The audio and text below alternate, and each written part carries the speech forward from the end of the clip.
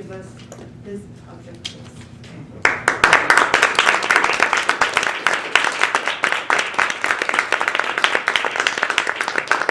Madam Toastmaster, fellow Toastmasters, and honored guests. Charles is going to give us, his speech tonight is from the Competent Communicator. His title is Imprisoned, Enslaved, and Enlightened. I believe I have that correct. He'll be speaking 5 to 7 minutes, and his objective tonight is to persuade his listeners to adapt his viewpoint and ideas or to take some type of action. He's also to appeal to the audience's interest.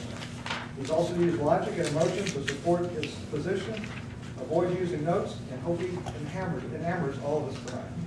Mr. Charles, can't wait to hear your presentation.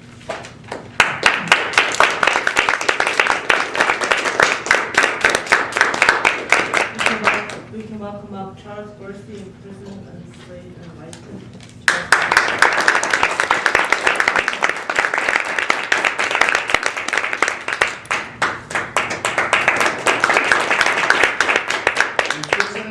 Enslaved and enlightened. Remember this: anyone can read, anyone can learn, anyone can grow. Madam Toastmaster, fellow Toastmasters, and our honored guests, imagine yourself, and your name is Ted for the purpose of the story. Ted, you walk into a prison door. It's 20 feet by 20 feet, 8 feet tall walls. There's a room, a bed, no windows, and only a steel door which locks from the outside. Now in this room, there are shelves, 6 rows of shelves, all of which are lined with books. Now, Ted, you're imprisoned here. You don't know how long, you don't know what's going on. All you know is that you get fed once a day and that there are books everywhere. So you start to read day by day, week by week, month by month. You start to go through, you start even reading some of them over again. Here are some of the book titles that are on the shelf. Architecture, Acoustics, Metallurgy, The History of Paper, How to Make Your Own Ink, Hang Gliding. So finally, Ted, after about a year, after you've finished all your books, you've had enough. You've read them all, cover to cover, front to back, every single one, and you're ready to leave. You're not allowed to leave, of course, because you don't have any communication with any guards, but you figure it's time to do what you gotta do. So, using acoustics, you can use the room and the shape of the room to determine what is where. Where are there columns? Where are there structural changes in the room? Using architecture, you can figure out how the building is designed, how the rooms are shaped, things like that. And finally, using metallurgy, you can look at your bed and say, how far could I bend that iron bar before it breaks? How can I use this bed to be a tool for myself? So Ted, the day of your escape, you got it all planned out. You use the bed, you pry using the edge of the bed, a known column to the side of the wall. You break through to the sunlight shining in from the outside. And finally, you have your escape plan ready because you use your hang gliding book to create a parachute with your bed sheets. You fly out of the prison cell, never to return, on towards your life of freedom. Now, after Ted or you have left, the guards come in. They hear all the excitement, all the commotion. They know something's gone wrong. But you don't want to be a taker without a giver. So you leave a book of your own using your paper and pen. How to Escape Prison Room 15A. The second example I wish to tell you about is a man you may know of his more common name, Frederick Augustus Washington Bailey. He was born in 1818. He was born into slavery. And let me try and paint a mental picture of what that involves. You wake up, you may get breakfast, usually get breakfast. You go to work, fields, you get whipped repeatedly. You come home, you eat, you go to sleep. You wake up the next morning, you got breakfast, you go to work, and you get whipped.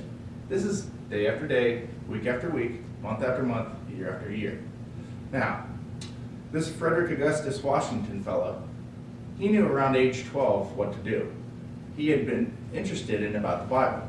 So the master's wife started to teach him how to read out of the Bible, taught him the basics of the alphabet. What did that mean? Oh, he keeps asking questions. He keeps learning more. Eventually, he got so intrigued by reading, what he did is he actually saved the little pieces of his bread that he was going to eat for breakfast.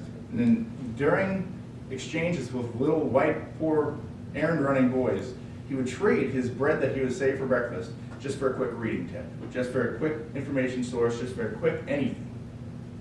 He read newspapers in secret. He read pamphlets in secret. He read political publications in secret. He read books. He read dozens and dozens and dozens of books, all in private, all without telling anyone else. Eventually, he escaped slavery. He made his way up north into New York, and he published his own book in 1845 under the name that you're now familiar with, Frederick Douglass. First book he sold, detailing his life as a slave, all he knew, all he had ever found out about. 11,000 copies he published in his first book by a slave.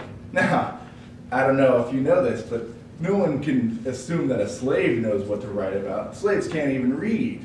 That was the mindset back then. But no, his got published in French, in Dutch, and was transmitted across to Europe and published there, allowing multiple people to understand just how slavery is from the inside. He eventually traveled around. He became a speaker. He wrote his own speeches, and he went from town to town, city to city, talking and really developing the abolitionist movement. Now, he also was a fighting cause for black education in the North. So say, for example, for a white kid, they would have $1 for every 40 white students. But the ratio in some schools was $1 would go to help resources of 1,400 black students. So there's a very big discrepancy in terms of educational resources. He also talked about equality for women, talked about women's rights, which was also a new idea at the time, that a lot of people just assumed that blacks were inferior to men or property, and women were inferior to men also. So these were new concepts, and he was talking about it from town to town, city to city. And he got appointed to the Freedmen's Savings Bank, Marshal of the District of Columbia, Minister Resident and Consul General to the Republic of Haiti, and the Charge d'Affaires for the Dominican Republic. Now that's not bad for a slave. What did he do? He read. And his quote was this: "Once you learn to read, you'll be forever free." So whether imprisoned or enslaved, books can bring you enlightenment. Madam Toastmaster.